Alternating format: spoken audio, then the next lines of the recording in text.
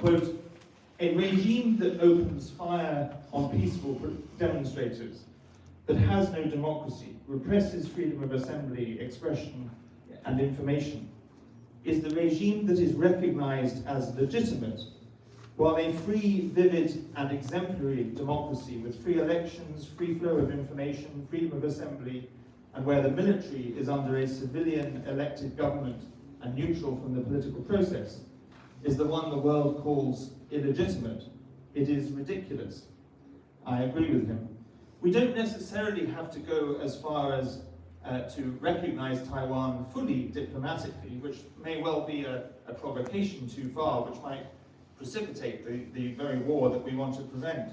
But I believe we should do everything possible, short of full recognition, to indicate that we support Taiwan, that we know Taiwan shares our values, and that Taiwan is our friend.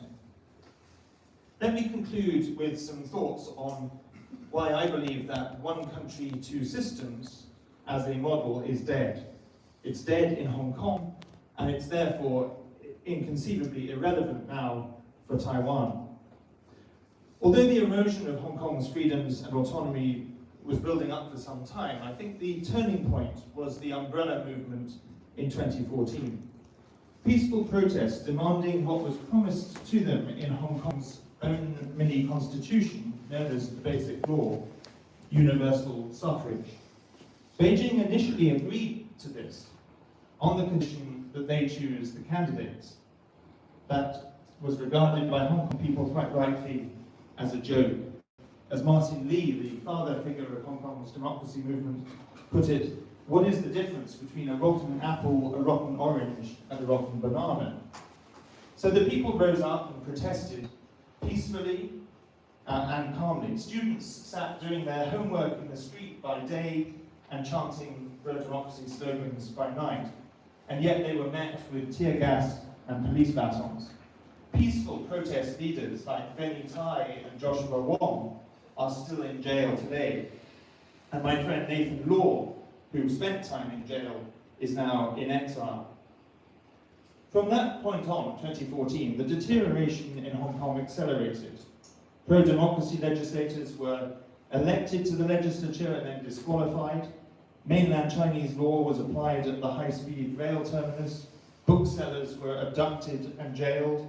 And in October 2017, I was rather publicly denied entry to Hong Kong on the orders of Beijing, possibly the first Westerner to experience that fate, although there's been a growing number of others who followed me. And then there was Carrie Lam's ridiculous extradition bill, the extraordinary protests for months in 2019 against that bill, the horrific police brutality. And then another key turning point, the draconian national security law that was imposed in 2020, the expulsion of the pro-democracy camp from the legislature, the transformation of the legislature into a puppet subsidiary of the National People's Congress, the shutdown of press freedom, the jailing of Jimmy Lai, the arrest of 47 pro-democracy legislators and activists simply for holding a primary election to choose their candidates. And of course, this very week, the beginning of the trial of the 90-year-old Cardinal Zen. In March this year, I woke up in London one morning and turned on my laptop to find in my email 2 letters, one from the Hong Kong Police Force and one from the National Security Bureau, telling me that I personally and that Hong Kong Watch as an organisation, totally based in the UK, we have no presence in Hong Kong, but that we are in violation of Hong Kong's national security law, and unless we cease our activities, I could face a prison sentence of, the first letter said between 1 year and 3 years, and the second letter said between 3 years and life. Quite a broad span there. And that was the Hong Kong authorities exercising the extraterritoriality clause of the national security law. Throughout the last 4 years, I've also received numerous threatening letters at my home in London. My mother has received similar letters, and members of Parliament in the British Parliament have been lobbied to tell me to stop my activities. Needless to say, that those lobbying efforts are unsuccessful. The regime in Beijing should not be allowed to get away with what it has done to Hong Kong. It has broken a treaty and it should face the consequences. And that is why I believe international action is needed, and I'm happy to explore what types of action could be taken by Germany, by the EU, by the international community in our discussion throughout the day. And I just conclude with this. One country, two systems could have worked with a decent, humane government in Beijing, one which respected human rights and human dignity and the international rules-based order and kept its promises. But under Xi Jinping, one country, two systems is a broken promise and a broken model. Last night I went to the Brandenburg Gate here in Berlin, and as I did so, President Reagan's words echoed in my mind from his 1987 speech. He said, "This wall will fall, for it cannot withstand faith, it cannot withstand truth, the wall cannot withstand freedom." And 2 years later, the wall fell.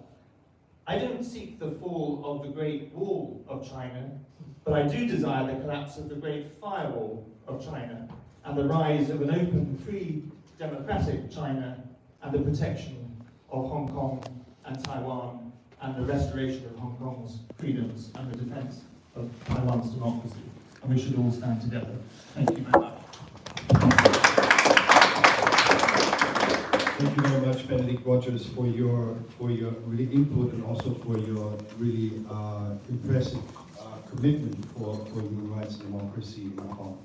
And I think we're talking about experience, we're talking about positioning on politics, on positioning of our political parties, our governments here in Europe and beyond.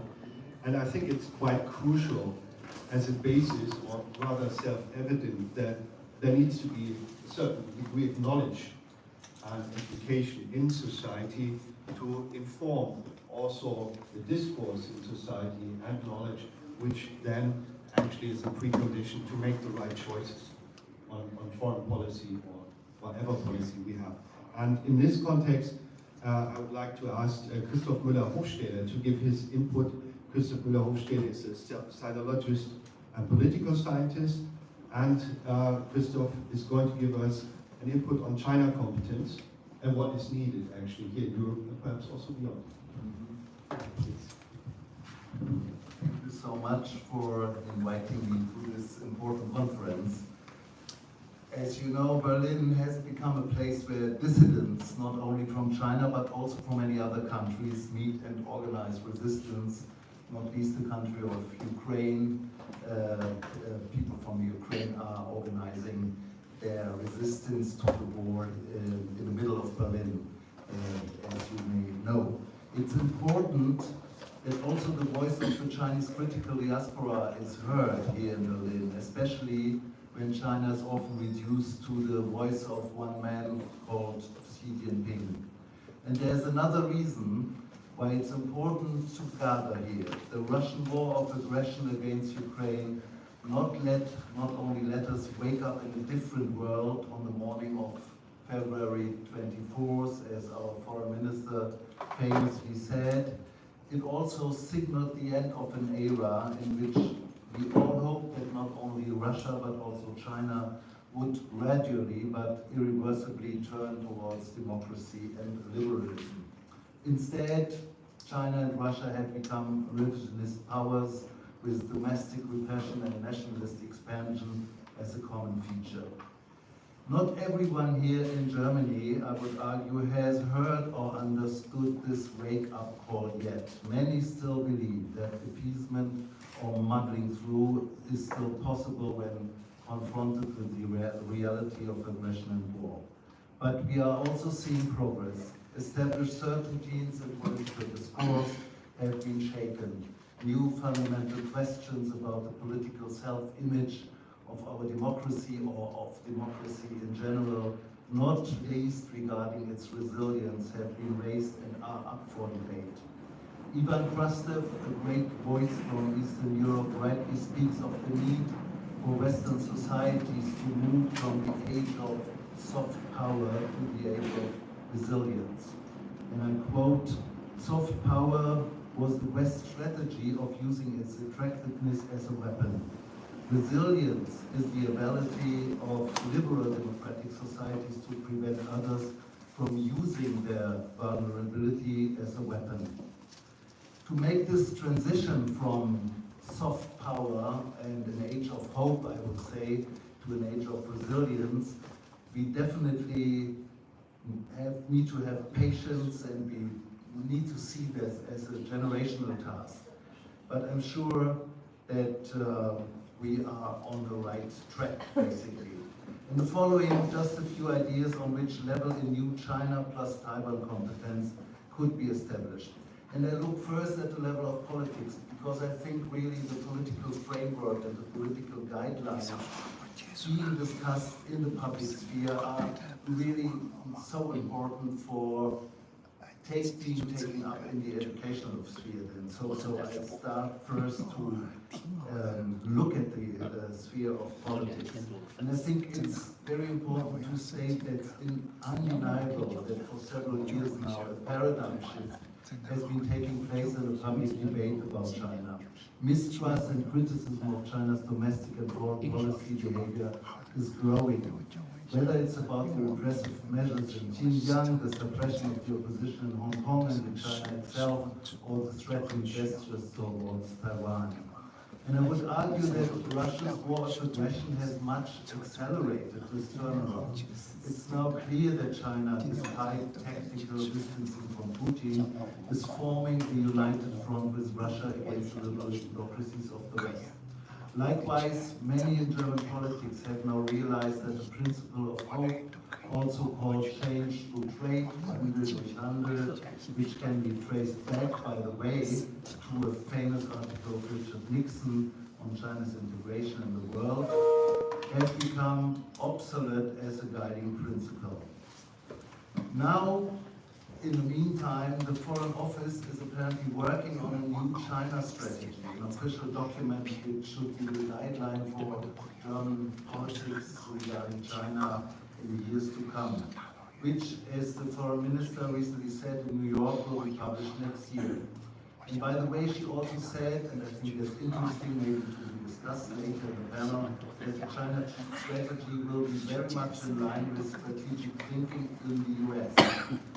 But there's still virtually no public debate on that topic, and I would urge the Foreign Office, with its progressive, participative claim, as we all know, to organize a public debate regarding China and Taiwan as new and challenging issues for Germany's role in the world. The new China strategy could articulate Germany's interest in a peaceful solution to the Taiwan questions more clearly than before. After all, in the last progress report of the guidelines for the Indo-Pacific, the so-called Indo-Pacific strategic paper, Taiwan was firstly called as a conflict zone, and the interest of the federal government in a peaceful solution in the Taiwan Strait zone, and only by mutual agreement was clearly spelled out. Generally, the further expansion of political, economic and cultural relations below the level of diplomatic recognition, and last but not least, the expansion of contacts with the lively and creative Taiwanese civil society should be massively promoted. Just a thought, why not establish something similar to a German Taiwanese youth office, along the lines of the existing German-French, German-Polish youth office, and I think the German-Greek office is still going to be founded. I think we should not underestimate really the attractiveness of the Taiwanese civil society and the cultural sector in reaching out and informing new ties between Germany and Taiwan. In sum, it can be said that a new and intelligent China policy should commit itself more strongly than before to Taiwan.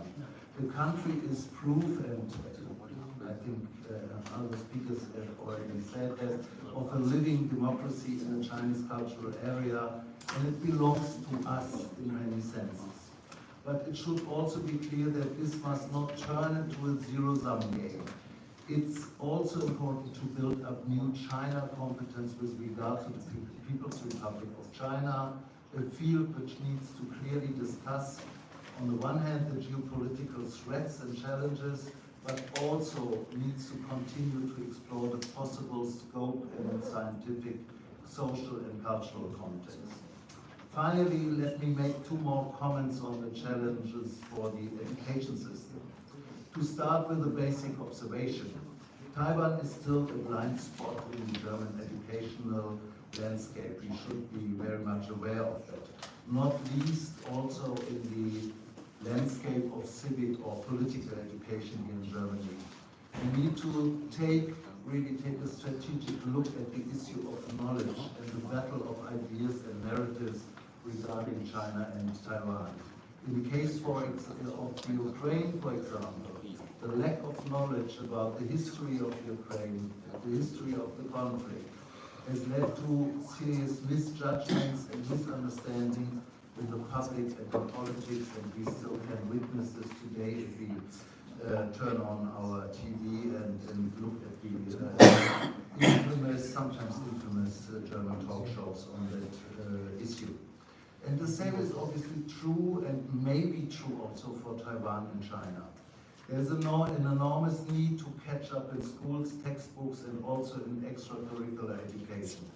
And Taiwan's soft power, which has grown over the years, can play again an important role here, be it on the economic, technological, or cultural level, but also in its dealing with minorities. A good example from academia, the project Taiwan as a Pioneer at 3 German universities funded by the Ministry of Education and Research will focus on Taiwan's role as a political and social pioneer in the coming years. The project aims at studying in depth the historical, social, political, and cultural reasons for Taiwan's role as a trailblazer. This highly innovative and interdisciplinary program should be seen as an entry point, I would argue, to a broad-based build-up of public knowledge regarding Taiwan and its contribution to the world in the 21st century. And to conclude, civic and political education in Germany needs to come back to Ivan Prastev's point at the beginning, to discuss much more intensively the resilience of our societies against new geopolitical threats and aggressions. I mean, if you look at the curricula of civic education in Germany in the past 20 years, geopolitics, threats, war, basically was not taken up in any of these seminars and well-funded programs. So we need to change that. That would be one basic point. We need new long-term and profound educational processes that take a closer look at our own vulnerabilities and our strengths much more than before. Taiwan and Ukraine offer important reference points for this, despite all differences. For both conflicts are, to quote Timothy Snyder's great essay in the recent issue of Foreign Affairs, are about establishing principles for the 21st century. It is about policies of mass death and about the meaning of life and politics. It is about the possibility of a democratic future. Thank you for your attention.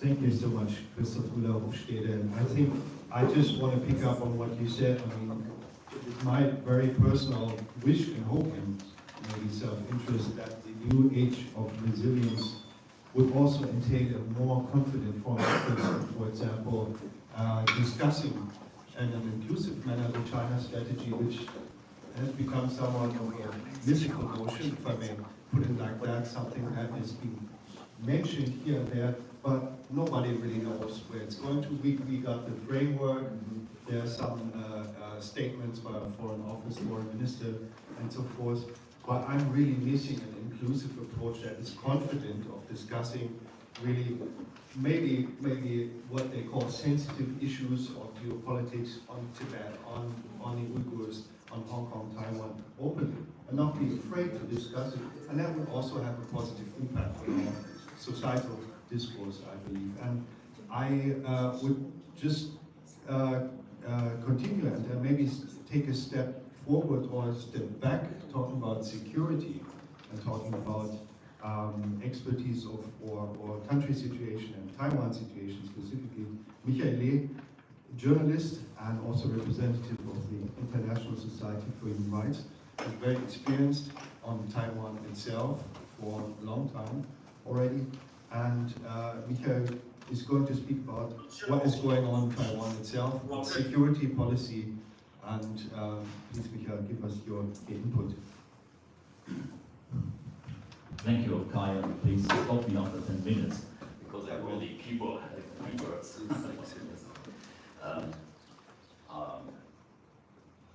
I had the privilege of accompanying the German Vice President of the European Parliament, Ms. Nicola Beer, on her visit to Taiwan as a journalist at the end of July, shortly before Nancy Pelosi's visit in Taipei.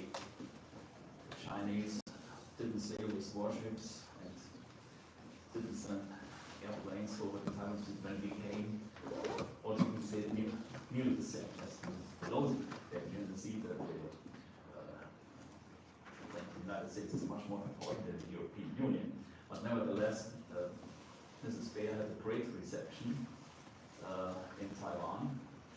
And our program included meetings with President Tsai Ing-wen, the Prime Minister Su Tseng-chang, Foreign Minister Wu, the Vice President of the Parliament Tsai Ing-chang, and the Minister of the Mainland Affairs Council, Xiu Tai-sang. Minister Xiu wrote later on Twitter, we talked about intimidation by mainland China, Taiwan's countermeasures, and lessons learned from regional conflicts, and expressed hope for enhanced cooperation in the near future. This was some days before Nancy Pelosi came. Tsai Ing-wen is eager to boost Taiwan's defense capability. She had shortly before our meeting observed Taiwan's annual Huan military maneuver, which trains to defend against the Chinese invasion. For the first time herself aboard the Cheng Gong class frigate of the coast of northeast Taiwan. Mrs. Beer stressed, that we heard already, there must be no February 24 in Asia. And she added, it is not enough for Europe to regret after the fact. It must be on the ground early.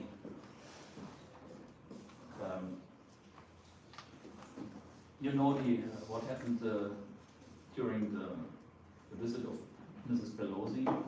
The problem is that Xi Jinping want to change the status quo.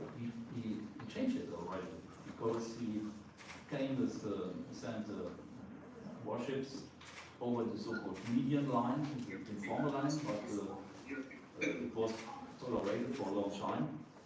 And as far as I know, they came already only some kilometers before the territorial waters. Hundreds of air jets violated already the so-called ADIS, their defense identification zone, every day. You can go on the website of the Defense Ministry of Taiwan, they make a daily report. That's already usual. But we have now a new situation. Some days ago, I could talk with the former Australian Prime Minister, Foreign Minister Kevin Rudd, who knows China very well, who met sometimes Xi Jinping, who speaks Mandarin and so. And he said, Xi Jinping is not a person for the status quo. He wants to change the status quo. And it was already, I was very afraid. What will happen if they go farther with their warships in the territorial water? What can Taiwan do? Because there was a danger of escalation. The United States stood away with the aircraft carrier Ronald Reagan. They tried to prevent an escalation, but they didn't know what could happen. And I have to add that, unfortunately, this belongs to the truth, that Taiwan neglected its defense capabilities too. They have to change it. They want to change it. No, they want to change it. I can say that the situation in Ukraine was during our talks in Taiwan always the topic. Yeah, and they watch in Taiwan very closely the situation in the Ukraine, even in every military details. As far as I read, the Taiwanese were very impressed that Ukrainians could send the Russian warship Moskva at the Black Sea. You know, since a lot of years there are a lot of scenarios what China could do to conquer or to blackmail Taiwan. There are different possibilities. The Chinese would have the moment of surprise. We don't know when they attack. Maybe there's only a short warning time for what it's only some minutes. But another thing to try to conquer an island and to conquer it really the landing operations and such things.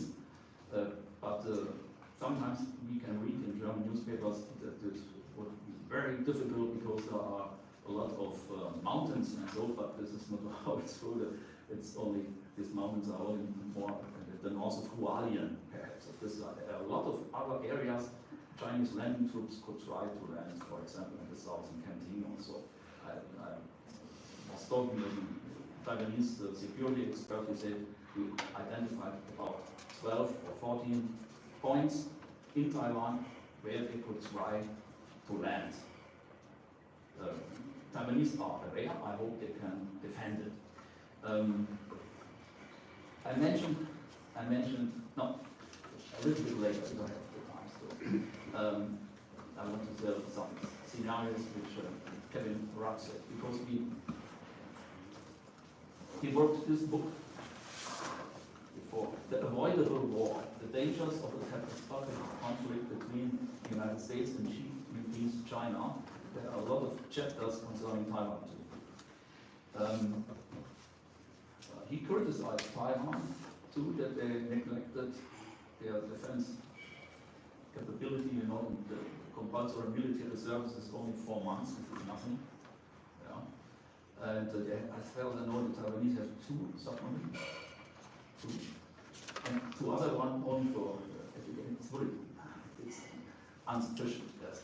I have to add the Germans have only 6 submarines. It was in the submarine squadron in my military service. We had our squadron, we had 12 submarines.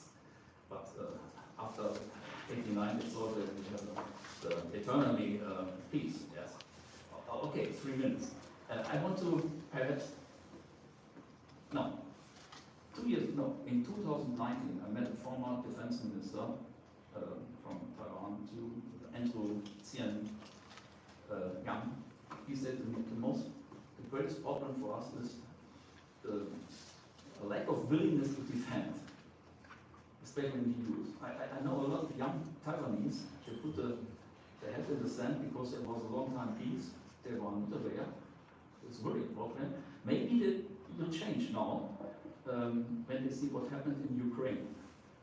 And Xi Jinping is the same killer as Putin. It's not.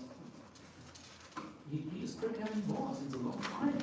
And people can see now what war means. And you see in Xinjiang, it's a genocide.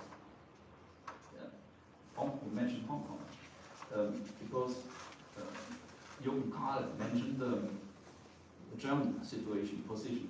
In a press conference in the Taiwanese foreign ministry, I asked Mr. Joseph Wu, which I appreciate him very much, he's a great diplomat, would you like to come to Germany? If you are allowed, I said, yes, I would be happy. But this must be an agreement with the German government, and as we heard already correctly, I think it's not bearable that Mr. Wu can travel to Brussels, to Prague, to Slovakia, but not to Germany. We should change it because he must appreciate and support Taiwan much more. And I think when Mr. Wu could make a lecture or a participant of a discussion in Germany, I don't speak about any negotiation with the German government, no, but that he can get invited to any town in Germany, he can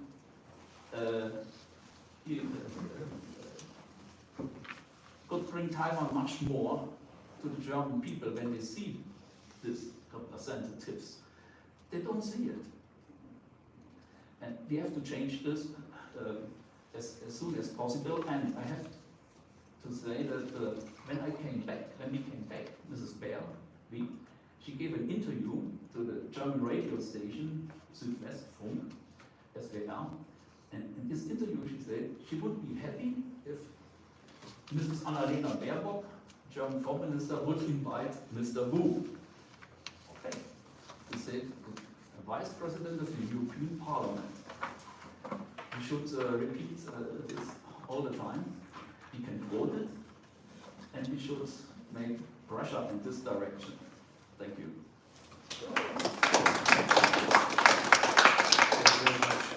Michele, for your input. I think, which is a reminder that this is not all theoretical. We're talking about looking at the threat that Taiwan is experiencing, a very serious threat.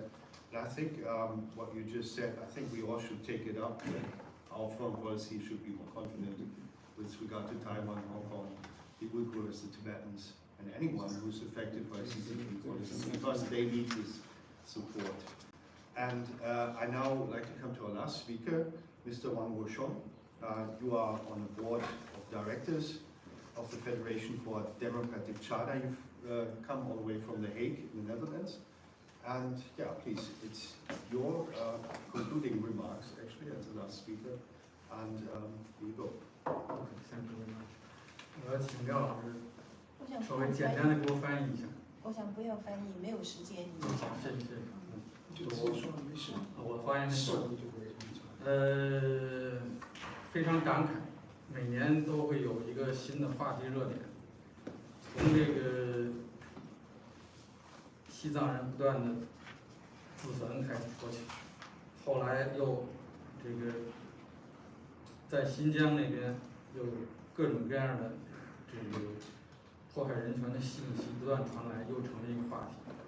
后来又是连蒙古人在学校受蒙古人的教育都受到了限制，又成为话题，话题不断的在转在变。香港，今天终于又轮到了台湾，非常感慨，好像我们的话题总是能够，中共总是不断的为我们提供新的话题，这些话题实际上本质是民主与专制的对决。经常跟家里人联系，通过微信，通过各种社交媒体联系，深深让我体会出一句叫做“烽火连3月，家书抵万金”。我也非常关心那边疫情的情况，家里人要做多少次核酸，出门情况怎么样。确实没有想到我们也轮到了这种时代，这个时局。家里人经常关心我，是不是你们那儿离乌克兰很近呢？然后最近又有核弹的威胁。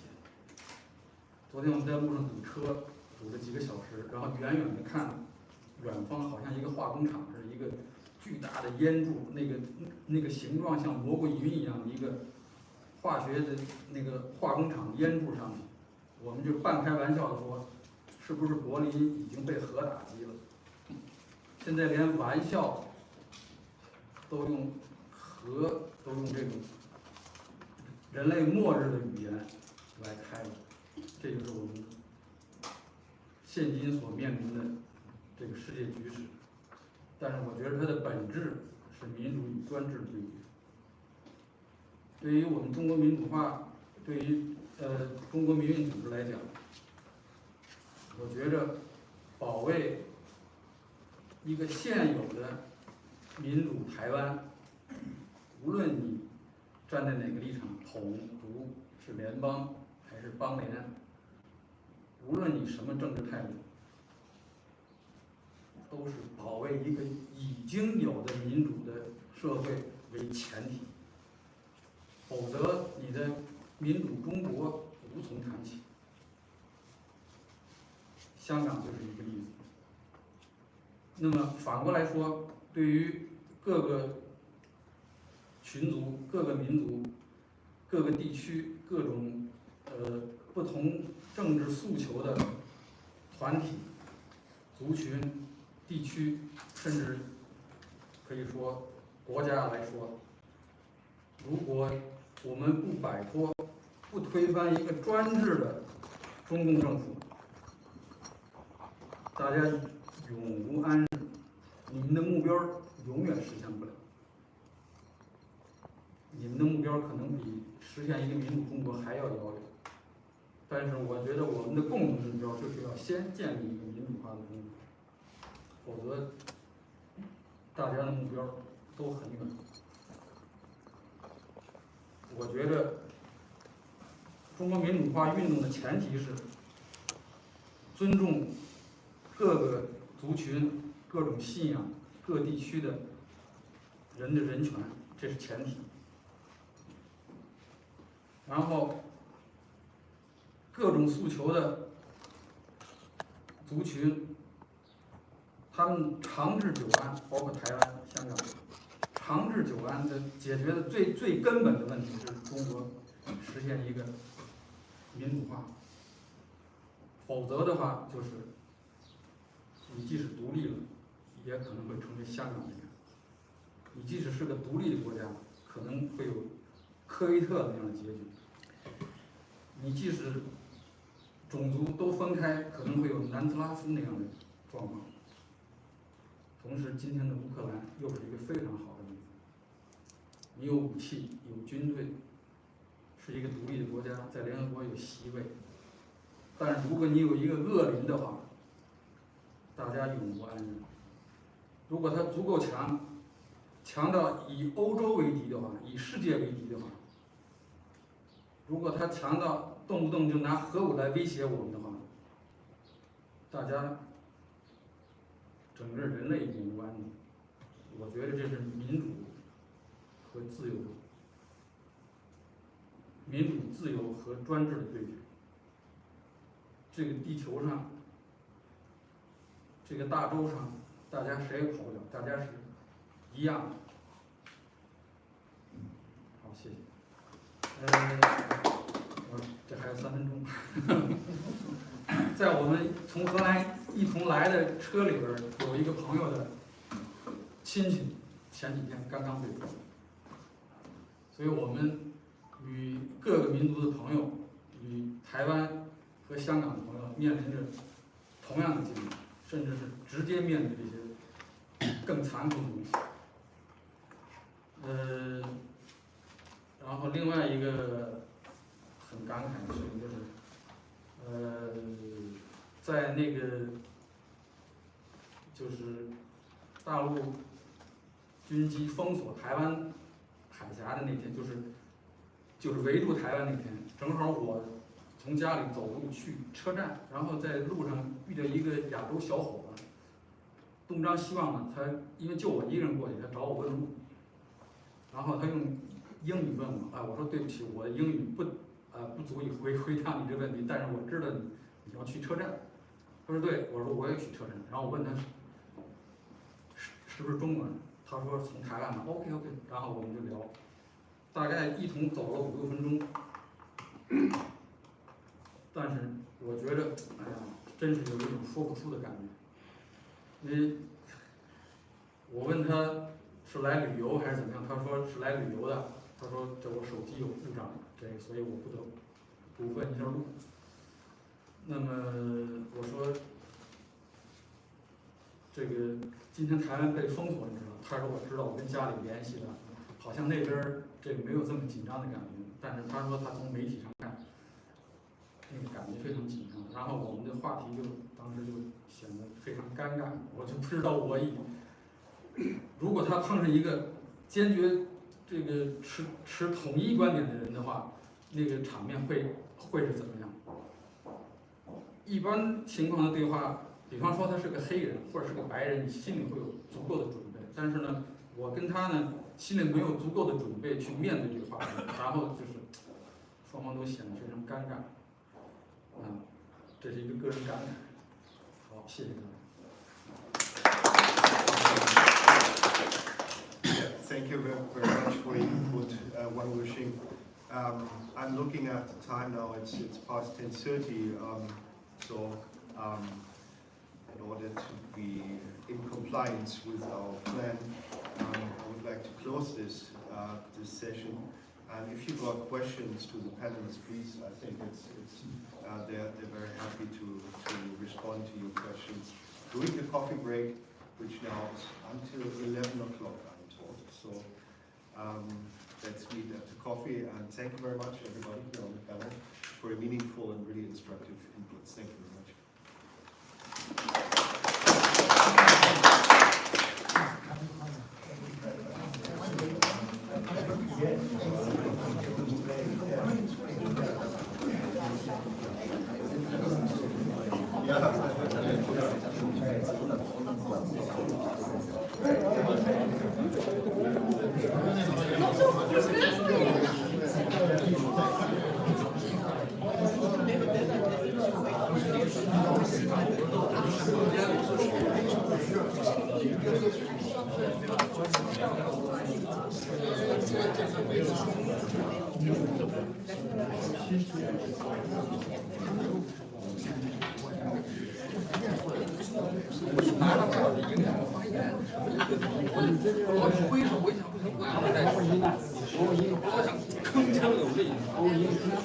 你这是不要发言稿，发言还不打嗝，你拿发言稿还打嗝。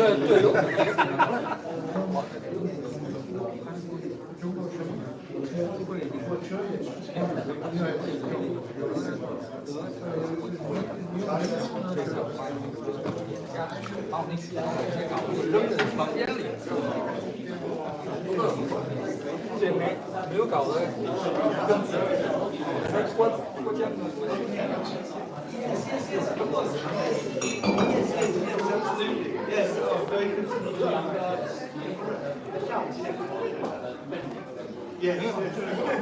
喝完咖啡后。